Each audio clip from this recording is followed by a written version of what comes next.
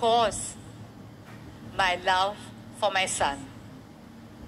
Radhika, we welcome you with open hearts and arms as a Ambani beti.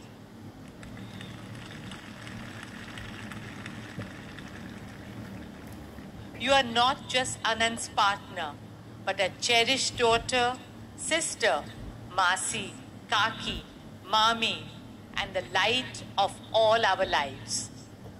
And Anant, you are God sent to all of us. My heart bursts with love and pride for you. You are the youngest, but with the biggest heart. You are the kindest, but with the strongest resolve. You are an encyclopedia of knowledge. When we were building the enclosures at Vantara, we did not know how to go about it. Anant did his research, got into details, learned CAD/CAM, and he himself designed the rescue center that you will all visit tomorrow.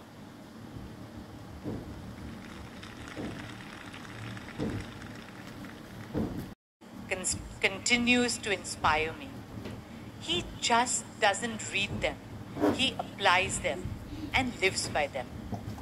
Anant has learned so much more from life than what books and classrooms could ever teach. His gentle demeanor hides his strong iron will. His grand passions are backed by his endless patience and hard work.